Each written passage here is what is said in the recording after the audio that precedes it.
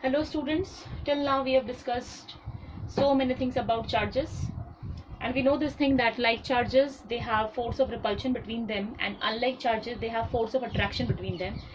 But if we want to know that how much force of repulsion is there or how much force of attraction is there, what is the magnitude of that electric force which exists between two charges, for that we have one law which is known as what? Coulomb's law, as it was given by a scientist whose name is Coulomb. So today our topic will be Coulomb's law. So for that, what I have done over here, I have considered two charges, Q1 and Q2. So Q1 and Q2, they are two charges, and they are separated by how much distance? The distance I have considered R. So R is the distance between the two charges. Magnitude of this charge is Q1 and magnitude of this charge is Q2. So according to Coulomb's law states that the force of attraction or repulsion. Now why I'm using both the words? Because it totally depends upon the nature of these two charges. If they are like, there will be force of repulsion, and if they are unlike, there will be force of attraction. So that's why force of attraction or repulsion between these two charges is directly proportional to the product of the magnitude of the two charges. So that is why we have written F proportionality sign Q1 into Q2, because it is directly proportional to the product of the magnitude of these two charges, and we have given it equation number 1. The second part of this law is that the force between these two charges is inversely proportional to the square of the distance between them. How much is the distance between them? R is the distance between the two charges. According to Coulomb's law, the force is inversely proportional to the square of the distance between them. So these are the two parts of this law. So I have given it equation number 2. Now if we will combine both these equations, so what I've written over here from equation number 1 and equation number 2, what I can write? F is directly proportional to Q1 into Q2 upon R square. Now we know this thing that whenever we remove a proportionality sign, we'll have one constant K. So as I've removed this proportionality sign, I've written over here this constant K, which is known as what? Electrostatic force constant. And so this is how we have third equation, that is F is equals to K Q1 Q2 upon R square. Now this constant, it depends upon two things. It depends upon system of units that we are talking about. Which system of units? We are talking about SI system of units or CG system of units. And it depends upon the nature of the medium. Now what does that mean? The medium between these two charges. We are talking about these two charges.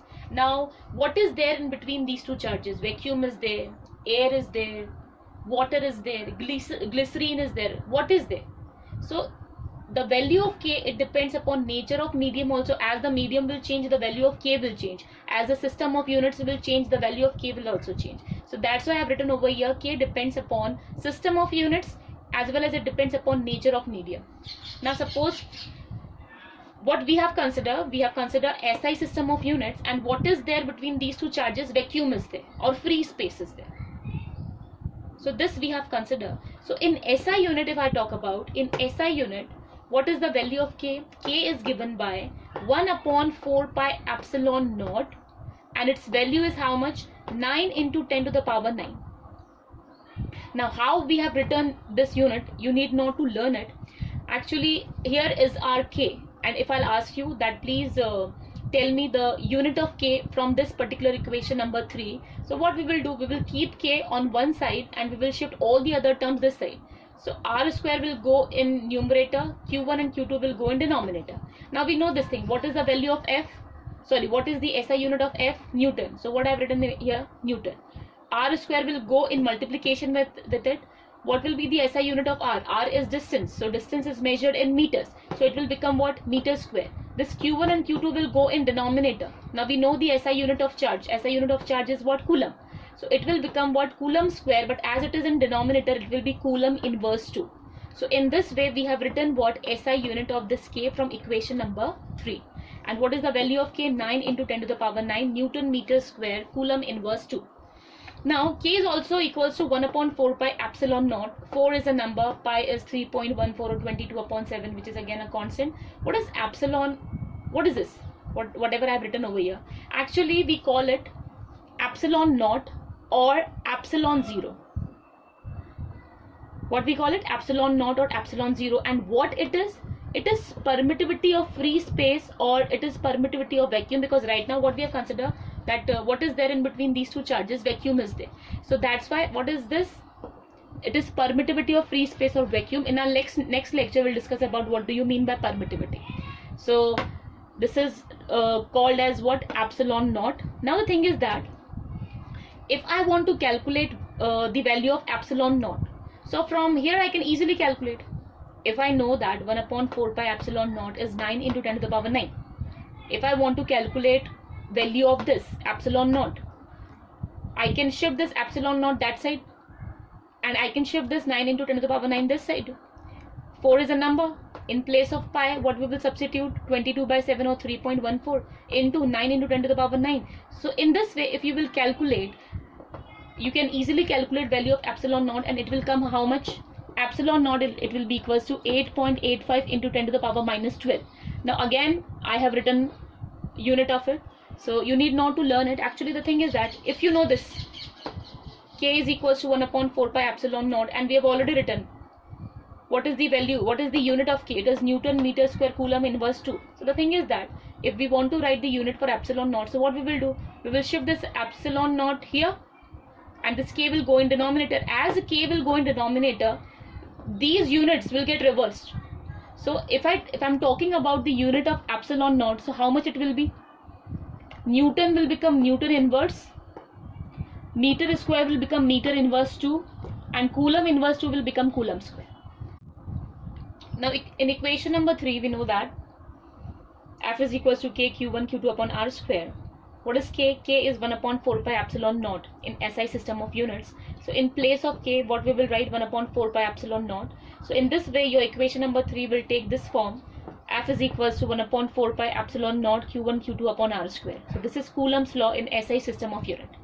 Now there are limitations of Coulomb's law. Now what is the first limitation? That charges should be static charges. Here we have considered q1 and q2. So these charges should be static. They should not move from one place to another. If they are moving, you cannot apply Coulomb's law.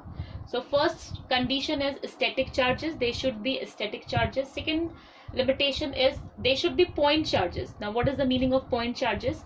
By point charge we mean that the size of these charges should be small as compared to the distance between them. So if this is followed, we call them what? Point charges. So if the extension of these charges, if the size of these charges is very, very small as compared to the distance between them, we can consider them as what? Point charges. What is the third limitation? That the separation between these two charges, and how much is the separation right now? R. So the separation between these two charges should be greater than the nuclear size. And how much is the nuclear size? It is 10 to the power minus 15 meter. So what they're trying to say, that the distance between them should be greater than 10 to the power minus 15 meter, because if the distance between the two charges is less than 10 to the power minus 15 meter, then what will happen? Nuclear force will come into existence, and at that particular time what will happen? Nuclear force will dominate over the electrostatic force which exists between the two charges. So these are the three limitations. If they are there, then only we can apply what Coulomb's law, otherwise we can't. So thank you.